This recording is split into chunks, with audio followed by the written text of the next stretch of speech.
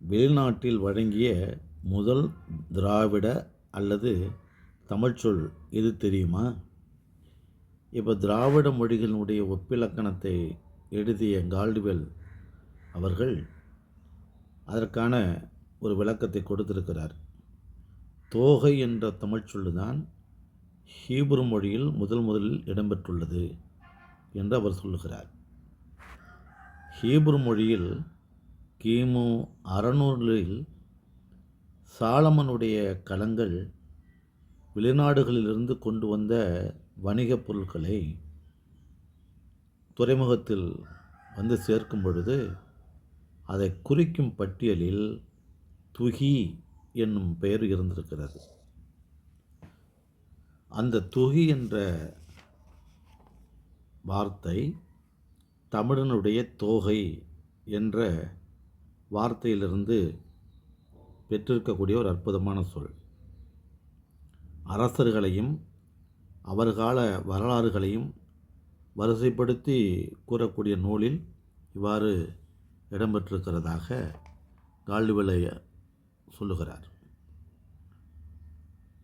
அந்நாட்டினுடைய பிற நூல்களிலும் துகி என்பதை தூகி, அதாவது துகி தூகி என்றும் 2 விதமாக எழுதப்பட்டிருக்கின்றன.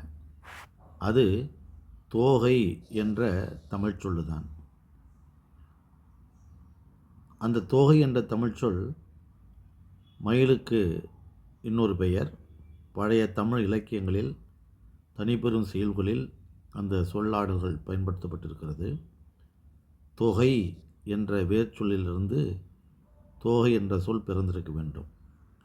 தொகை என்றால் தொகுக்கப்பட்டது. பல்வேறு காலங்களில் பல்வேறு புலவர்கள் பல்வேறு திணைத்துறையின் அடிப்படையில் தொகுக்கப்பட்ட நூல்தான் 8 தொகை.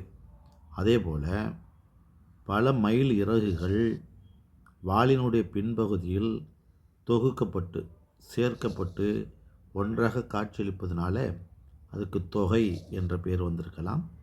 பின்பு அது மருவி ஆதிநெடில் விதிப்படி தொகை என்று மாறியிருக்கலாம். இதுவே வெளிநாட்டிலே வழங்கிய முதல் திராவிட அல்லது தமிழ்ச்சொல் என்று நம்மால் ஊகிக்க முடிகிறது. நன்றி, வணக்கம்.